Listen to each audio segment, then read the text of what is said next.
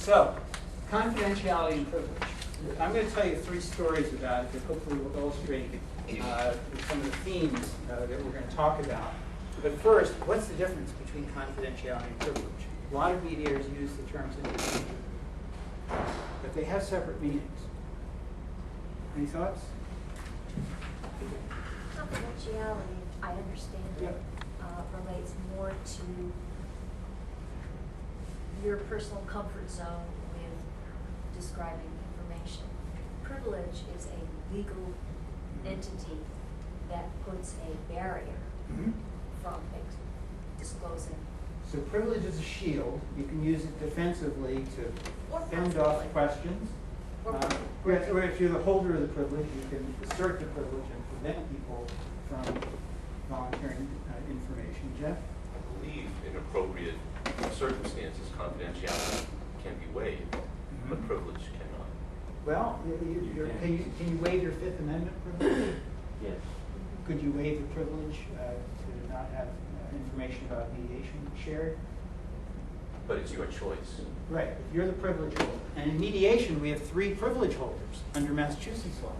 We have, if it's a 2-party mediation, 2 parties, and we have a mediator.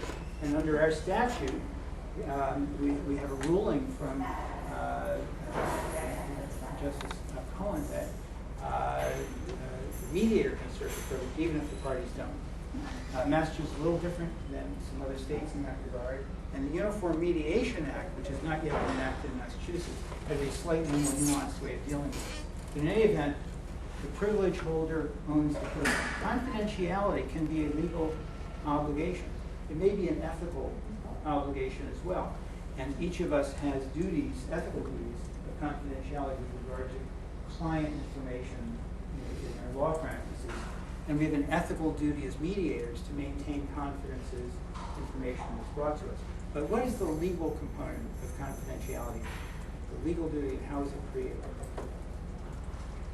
The privilege creates the... Okay, well, under the Uniform Mediation Act, just to give an example, that creates a privilege. And then there's a section, I believe it's section 8 of the statute, that says if the parties want confidentiality, they'll have to put it in their agreement. It's contractual. So the duty of confidentiality is the duty to hang on to private information, confidential information. You have an affirmative duty to do that, wholly apart from the shield that you could put up for the privilege. A duty of confidentiality, which in Massachusetts is created by statute, and we also usually create it by contract.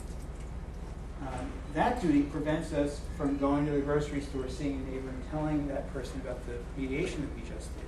A situation where privilege might not apply because there's no shield needed. So what confidentiality does is it says, you may not tell. And privilege says you have the right to refuse to answer questions.